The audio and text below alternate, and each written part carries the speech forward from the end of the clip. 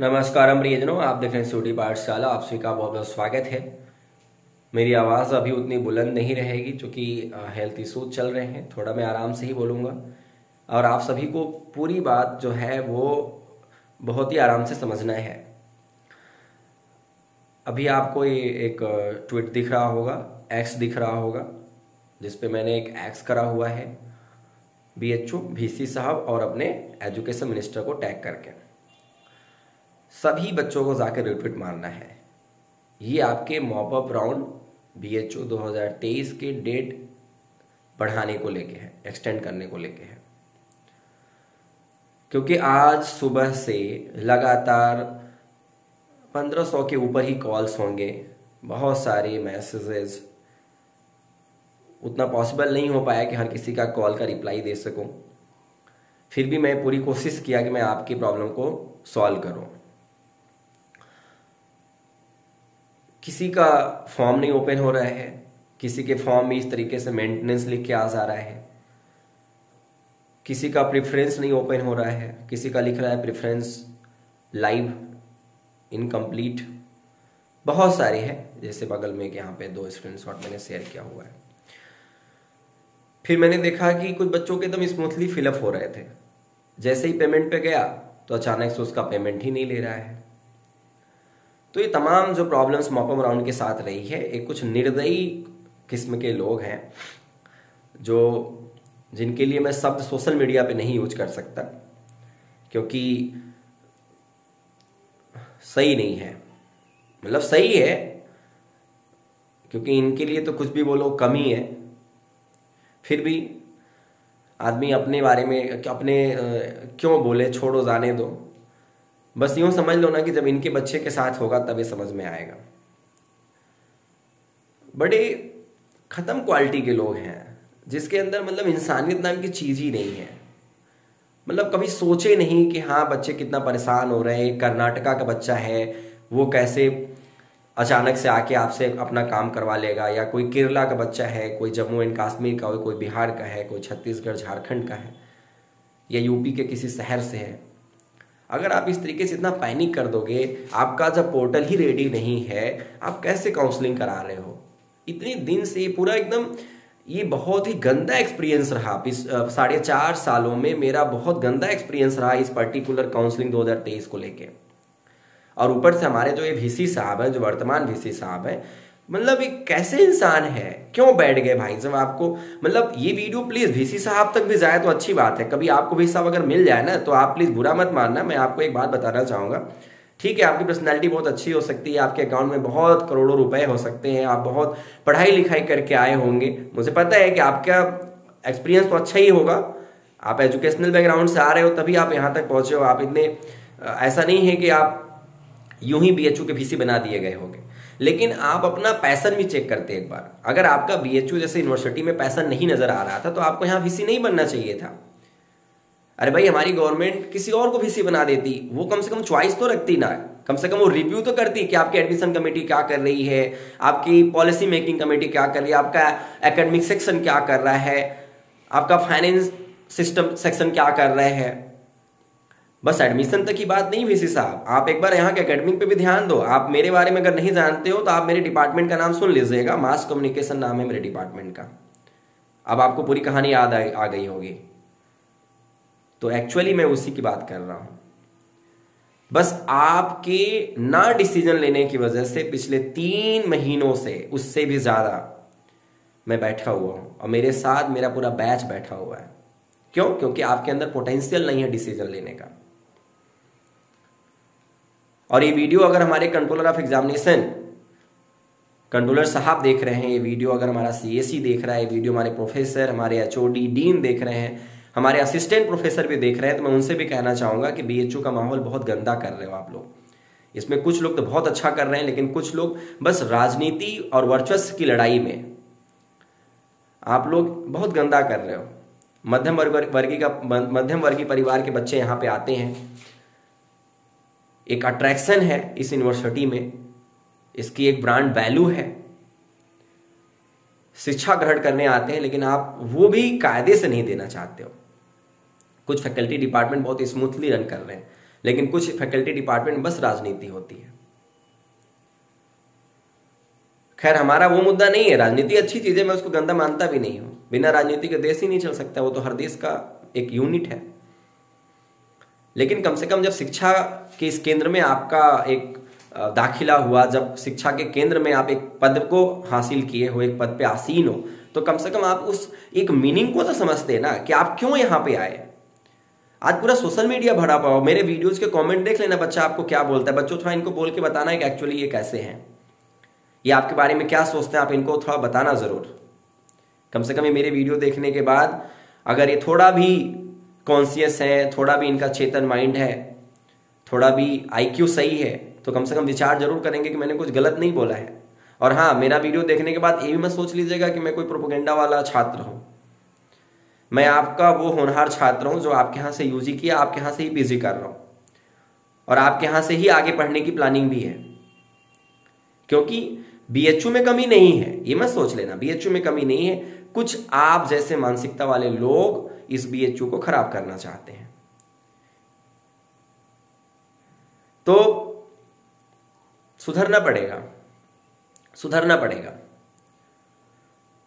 सुधरना पड़ेगा, क्योंकि ये अब बहुत बुरी स्तर पे जा रही है। आप बस एडमिशन तक ही खराब नहीं कर रहे हो ना, एडमिशन तो आपने करके पूरे देश में बहुत चर्चा करा दिया। वो एक आप जाके किसी जो परिवार जिस परिवार का बच्चा आ रहा था उस परिवार से पूछो ना कि उसने कितना पैसा खर्च किया और आपने उसे एडमिशन के लिए कितना पैनिक किया, कितना परेशान किया है। तो ये तो वो गार्जियन जानता है ना, वो माता पिता जानते हैं, वो दादा दादी चाचा चाची जानते हैं जिनका छात्र यहाँ पे आने वाला है, कि आपने कितना परेशान किया।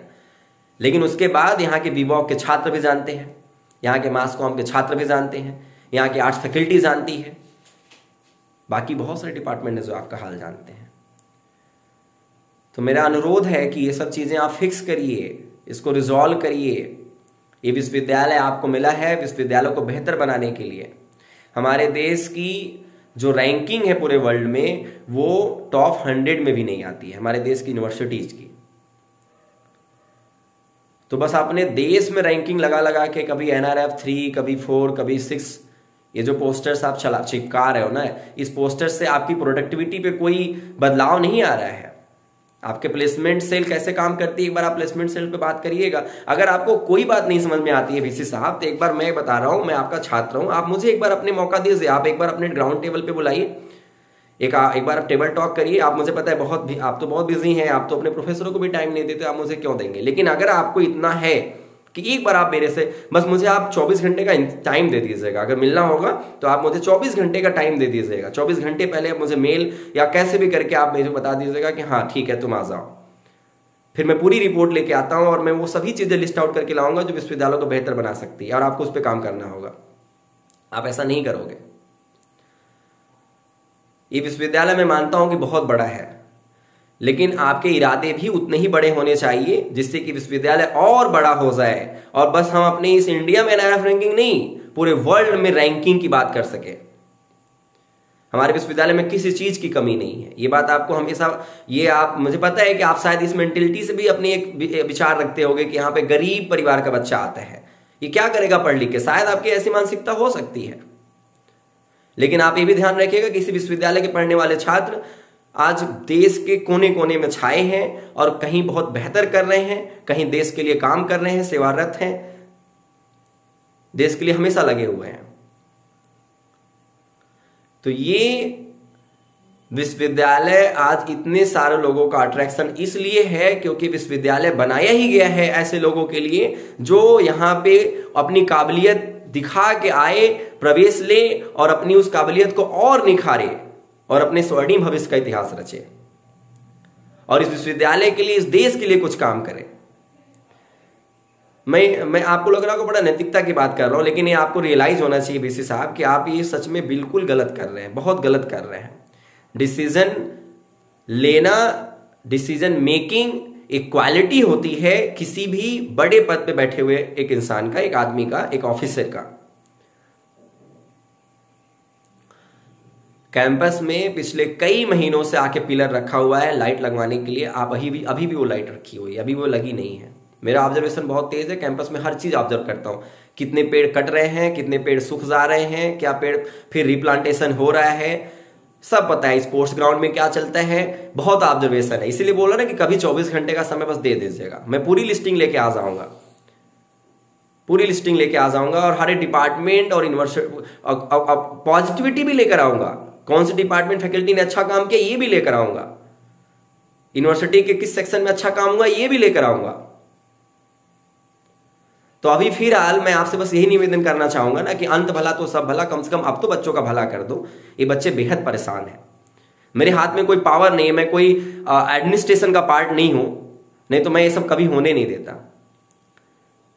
आज मैं भी बहुत ज्यादा बेबस महसूस कर रहा हूं क्योंकि आज मेरे हाथ में पावर नहीं है। लेकिन मेरे हाथ में आज पावर नहीं है तो इसका मतलब ये भी कभी मत सोचिएगा कि मेरे हाथ में कभी पावर नहीं होगा, या ये जो लोग वीडियो देखने वाले हैं कभी इनके हाथ में पावर नहीं होगा। हाँ, लेकिन जो देखने वाले हैं मैं इनसे भी निवेदन करूंगा कि इनके बुढ़ापे में इन्हें जब टीवी पे नजर आओ तो इनको रियलाइज होना चाहिए कि आप लोगों ने एक्चुअली हम लोग के साथ क्या करने की कोशिश की थी। ये मैं इतना ऐसा नहीं है कि मैं सोशल मीडिया बहुत बड़ा बड़ा ज्ञान बांट रहा हूं। अब मैं बोल रहा हूं ना, मेरे से मिलना, मैं आपको ऐसी ही बातें बताऊंगा, लेकिन ना आपके अंदर वो एक जो एक ह्यूमन काइंडनेस होता है ना, वो होगा ही नहीं, वो नहीं होगा।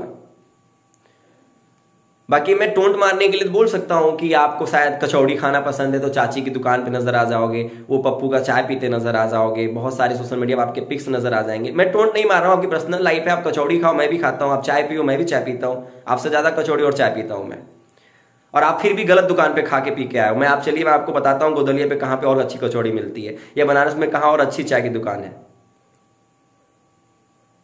तो ये एक्चुअली आप यूनिवर्सिटी सही से नहीं चला रहे हैं, और विश्वविद्यालय के कई सारे फैकल्टी डिपार्टमेंट जो प्रोफेसर है वो सही से क्लासेज नहीं लेते हैं। यूनिवर्सिटी का एक सेंट्रलाइज डिसीजन होना चाहिए था।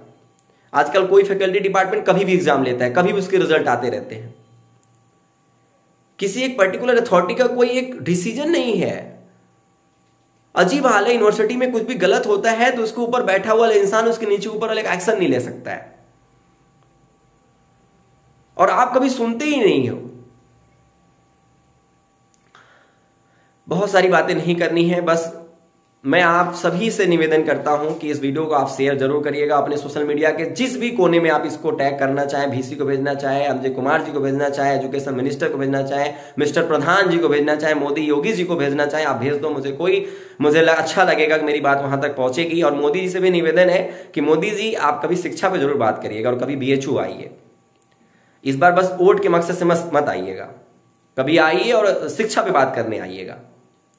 मैं मानता हूं कि आपका एजुकेशनल बैकग्राउंड नहीं है, आप तो एक राजनीति करने वाले व्यक्ति हैं, लेकिन फिर भी आपसे वही बातें की जाएंगी जो आपके लेवल की होंगी। कभी आइएगा। बस IIT और IMS पे पूरा फोकस करके रखे हो। ये क्या यूनिवर्सिटी वाले झक मारने के लिए एडमिशन लेते हैं? मतलब अजीब बात है कि मतलब ये बायस्ड कर रहे हो आप, एजुकेशन को बायस करो। अगर बड़े लेवल की पॉलिटिक्स देखी जाए तो ये लोग IIT को पूरी फंडिंग है, उनकी प्रॉपर क्लासेस हैं, सब कुछ है। IMS को ठीक है, सब कुछ बढ़िया बेहतर है। ये हम लोग यूनिवर्सिटी वाले क्या मतलब क्यों हमारी ना प्लेसमेंट्स की बातें होती है, ना हमारे कोई सेमिनार, ना बड़े कोई ओरिएंटेशन प्रोग्राम, ना कोई हमारे लिए प्रोग्राम किए जाना है। मतलब हम यूनिवर्सिटी, हम क्या BA वाले किस लिए बने हैं? ये बाकी और प्रोफेशनल कोर्सेज वाले किस लिए बने हुए हैं? BSc वालों को भी लाइफ बहुत अच्छी नहीं चल रही है। कम से कम हमें अच्छी शिक्षा दे दो, बेहतर शिक्षा दे दो, और उसको पढ़ने के लिए प्लेटफॉर्म दे दो। BHU एक अच्छा प्लेटफॉर्म है, आप मुझे बस वो दे दो, आप हमें एडमिशन दे दो, इसका डेट एक्सटेंड करा दो, और ये सब जो आपका पोर्टल वोर्टल है अपने इंजीनियर से बोलो सब फिक्स करें, सब बढ़िया कर दे। बाकी ठीक है, ये सब बातें आपके लिए बकवास है, आप कभी नहीं समझोगे, क्योंकि उसको समझने के लिए आपके अंदर ये एक होना चाहिए कि इंसानियत होनी चाहिए, वो नहीं समझोगे। जब आपके बेटे के साथ होगा तब शायद आप समझोगे, या आपसे किसी जुड़े हुए के साथ जब होगा तब आप समझोगे। मुस्कुराते रहिए, बहुत सारी शुभकामनाएं हैं दोस्तों। मैं पूरी कोशिश करूंगा कि आपकी बात CSE तक मैं पहुंचाऊं, और अब ये डेट जो है उसको एक्सटेंड कराऊं कम से कम 1-2 दिन, और ये पोर्टल फिक्स कराऊं, और आपका पूरा एडमिशन जो है स्मूथली हो जाए। मुस्कुराते रहे, बहुत सारी शुभकामनाएं हैं। मैं उम्मीद करता हूं कि आपका साथ बना रहेगा। मुस्कुराते रहें।